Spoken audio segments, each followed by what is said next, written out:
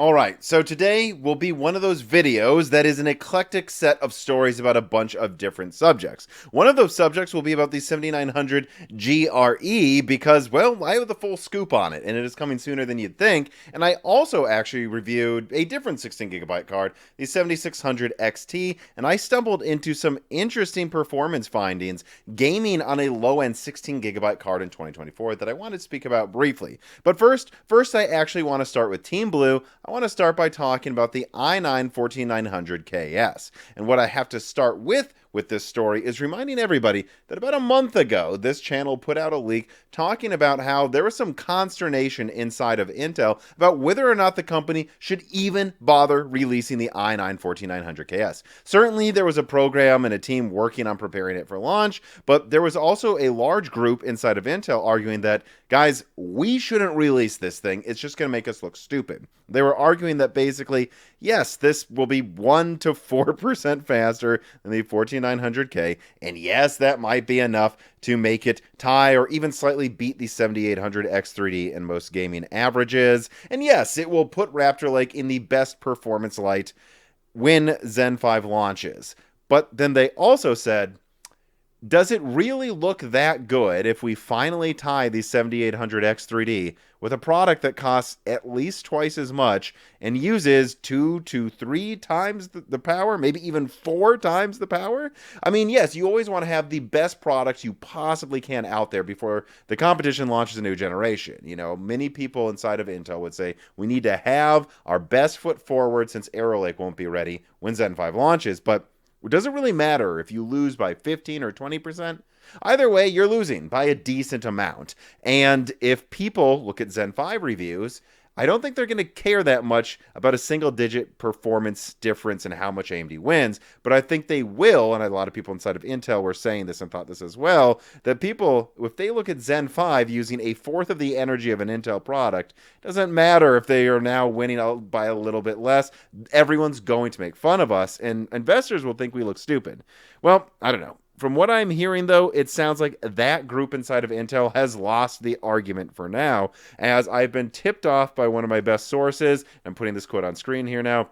They are being told that the i9-14900KS is finally being prepared for launch, and while they don't have an exact release date yet, and to be honest, I'm not sure personally, neither is this person or anyone I talked to this week, that it will be ready for launch next month. It could be, but I wouldn't be surprised if it slipped to April or something. But at a minimum, it is coming in the first half of this year, and really the most interesting thing I heard from this contact was that apparently Intel is considering, I don't know if it's 100% been decided, but I was told pretty firmly Intel is considering officially supporting delidding under the warranty, which I find interesting from a company that still doesn't officially support XMP in the warranty. That's right, if you have to return an Intel processor, make sure you lie about the memory speed you are using, because you almost assuredly, especially when you consider the high memory speeds Intel markets Intel's reviewers to use, you almost assuredly are using a memory speed that voids the warranty. So, I don't know, I would argue that if Intel was going to support delidding, they should also officially support XMP in the warranty,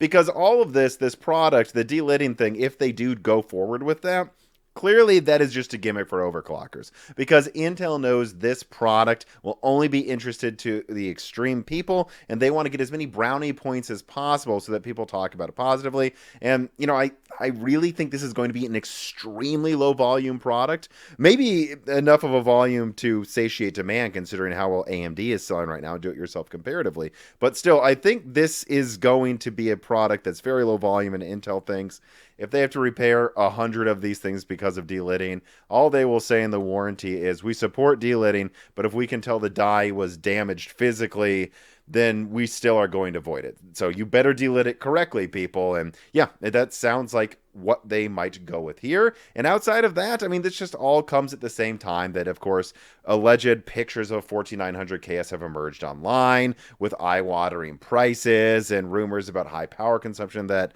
are entirely in line with what I've been talking about for months about it. I don't really think there's anything that's surprising about this product. I mean, this channel leaked last year that it would hit 6.2 gigahertz already. You can already tell just by doing the math that would be like a 3% performance boost on average. And so if there is delidding support added to the warranty of this product. That's probably the most interesting thing about it, because everything else, you can pretty much just guess what it's going to be.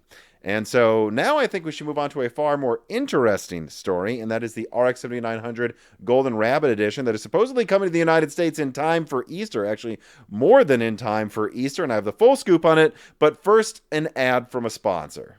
This piece of content is brought to you by private internet access. Browsing the internet with an unencrypted device is a lot like walking past my girlfriend's cat without looking over your shoulder. He's gonna get you at some point. And that's why pretty much everyone should be using a VPN to protect themselves, whether they're gaming on a console or even just for basic streaming. And for those who don't know, a VPN is just an app that hides your IP address and safeguards your internet connection through an encrypted tunnel, so that whenever you connect to the internet at home or with PIA, even on a public Wi-Fi network at airports, coffee shops, or wherever you have their app in use, you are safe. Oh, and it doesn't hurt that it also allows you to watch international content you are already paying for anyways that are arbitrarily region locked. Like right now, you can watch The Godfather Part 2 on Netflix if you're in South Africa or if you have private internet access. And unlike with some VPNs, private internet access lets you protect an unlimited number of devices with your account. It's supported on Windows, Mac OS, Android, Linux, iOS, and more operating systems, has an excellent Trustpilot score, and therefore, thus, it's just no wonder why over 30 million people have downloaded it globally. Support Moore's Law is Dead by using my link in the description if you need a VPN, and if you do, you will get a 83% discount on private internet access. It will be just $2.03 a month with another 4 months thrown on top for free. So support this channel and save yourself some money and protect yourself online by downloading private internet access through the link below today. All right, so over the past week, I'm sure many of you have seen the rumors that the 7900 GRE was coming to the West. And of course, before those rumors even popped up, AMD had already dropped the price of the 7900 GRE to $549 in response to Super, before again, even bringing it into other markets. But yeah, I saw those rumors, and they came out around when I started getting tipped off over the weekend that the 7900 GRE was coming to the US, and coming to the US very soon. And over the past few days, I've reached out to as many people as I could to see if I could get the full scoop, and I was able to get it. And actually triple confirmed the release date, which shocked me, which is why I wanted multiple sources on it, because it seems like this is something AMD is really rushing over here to the United States at a minimum. If I put this information on screen, just to quickly summarize, the 7900 GRE, I'm told that it will be a low volume launch. Like on some websites, maybe incredibly low volume, but that supply will improve if it sells well. But for now, AMD's just kind of dropping it as quickly as possible without worrying about if they have enough supply. If it sells well, they just want to find out, and then they will supply more to the US if it does do so. Now, the review embargo apparently is going to be a thing, and it will be on the 26th, which is, of course, less than a week from now. And then also less than a week from now is the launch date, and the MSRP remains $549 in the United States. Now, currently, I can only confirm that XFX, Power Color, and ASRock will be ready with models for launch. Again, suggesting this really is rushed, like the people who just were ready to go right away are the people who will be there for launch. And then also, and I think this is really an important thing to note here, one of my best sources mentioned that a primary reason for AMD to launch the 7900 GRE globally is to allow for a release valve to get rid of Navi 31 GCD yields below the $600 mark if the 7900 XT starts to struggle in sales, next to the RTX 4070 Super and RTX 4070 Ti Super. And so, well, yeah, I genuinely do think that the main reason AMD would do this is to get rid of excess 7900 XT yields more aggressively if they need to. Remember, they can use 2 less MCDs. I know that so far what we've seen are dummy dies, but these are dies that I do believe they stockpile, like the very, very small amount of bad yields that are out there for the MCDs. They just save those for that, and I'm not unconvinced that they even could get away with not using them if they wanted to. And so that saves a bit more on silicon. It uses less RAM as well. And, you know, this is kind of the idea here. I need to remind people, in fact, that the card, when it was launched in China, this channel had a whole scoop on how it was an incredibly, painfully low volume launch in China that only happened to get rid of the tiny amount of worse yields in the 7900 XT that were out there. And also, again, so that if there was a couple hundred extra cards that they didn't think they could sell profitably in other regions, that they didn't want to oversupply them, that they wanted to have a release valve in China, so they never needed to ship them out of Asia, and then just every now and then they would put a few hundred or a few thousand into the Chinese market instead of shipping it over to Europe or the United States.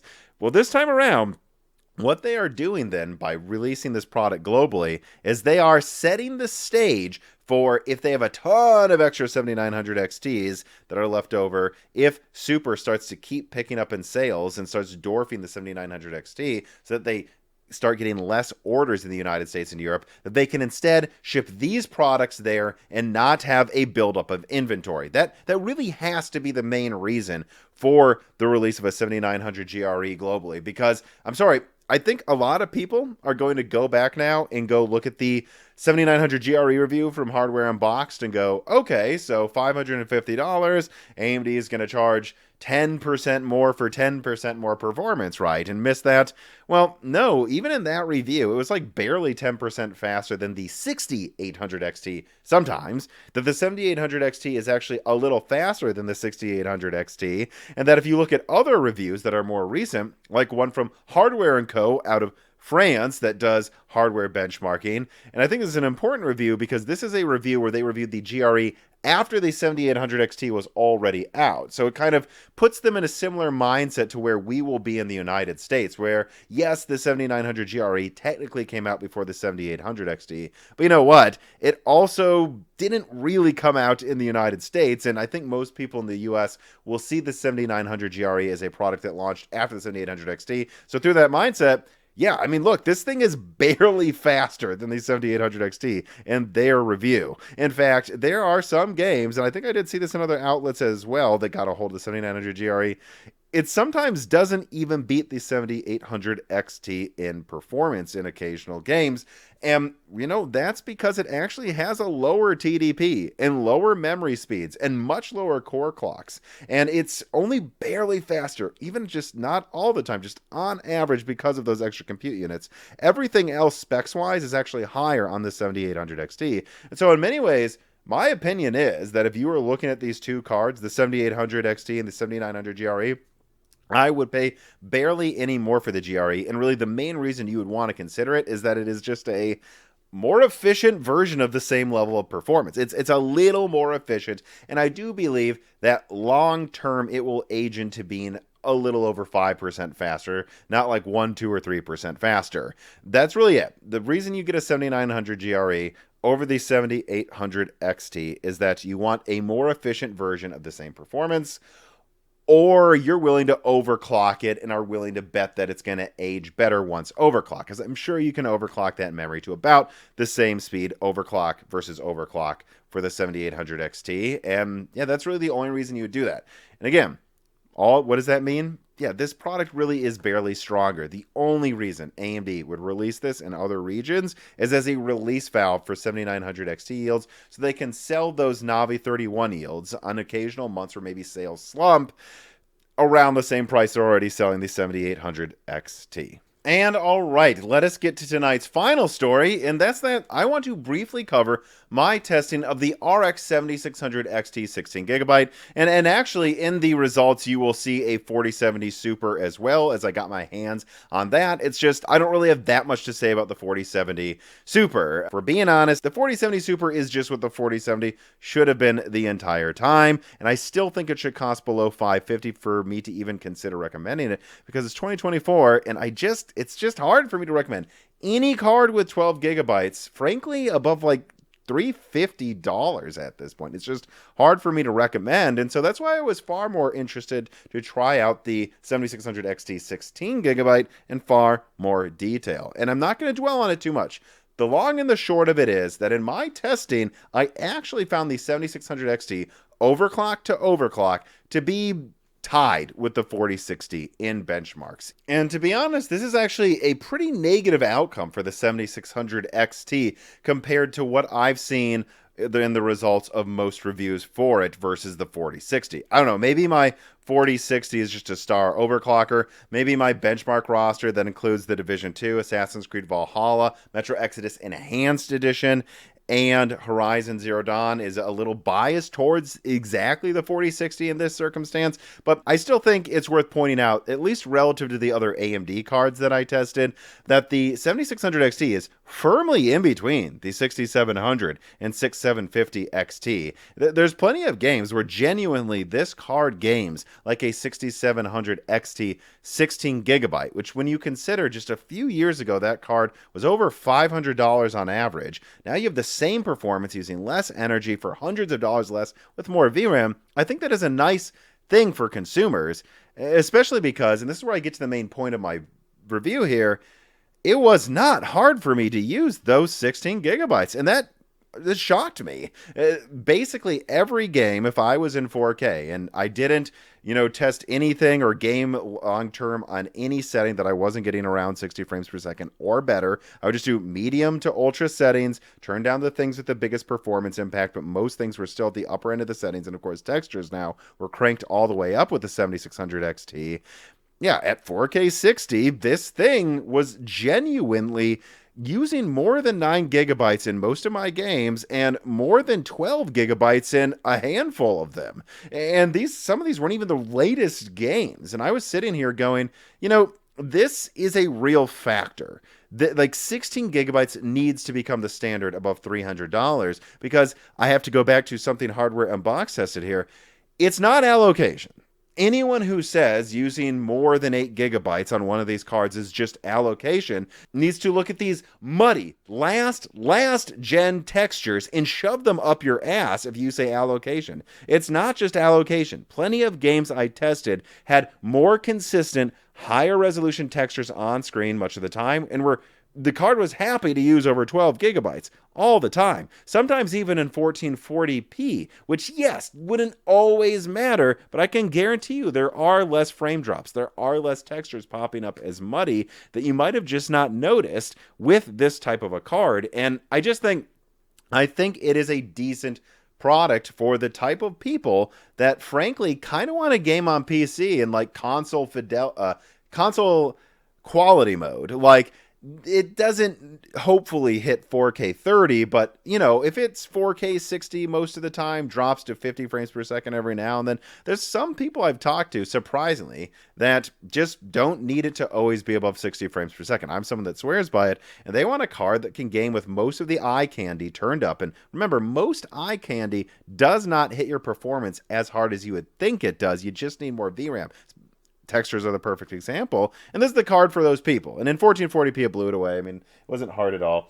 But I will say it is disappointing the 4060 does not have a 16 gigabyte option. That if you want a 16 gigabyte 4060, you have to spend hundreds more for a 4060 Ti. Because in my testing, the 4060, again, at least in the games I tested, included playing Battlefield 2042 for like 30 minutes, the thing ran at all resolutions okay, and it really just started to choke when it ran out of VRAM, and it really could use more. And that forces me to say that the 4060, it's really efficient. It's not fundamentally a bad product, but it's really a god tier 50 Ti that should be 250 or less, because those 8 gigabytes are just not going to cut it long term. Unlike with the 7600 XT, that apparently a lot of games are more than happy to utilize its 16 gigabytes of RAM right now, and I shudder to think of what that 4060 is going to look like in a couple of years from now for the people that are buying them. All right, well, that is going to do it for this video. I really hope you enjoyed it. If you did, remember to hit the like button, to comment, and to share this video. All of that really does help a lot. But really, the best ways to help this channel, make sure you're subscribed. Make sure that you ring the bell button so you don't miss upcoming content, and consider joining the Patreon to get bonus content like Die Shrink that's always ad-free, comes out multiple times a month, the ability to ask guest questions, and also the ability to discuss these videos and podcasts that come out on this channel in the Discord with Moore's Law is Dead fans. There are thousands of them out there that would love to talk to you about what was said in this video. And, you know, I'm there too, and you can speak with me as well. But for everybody else, no matter what, if you made it this far, thank you for watching.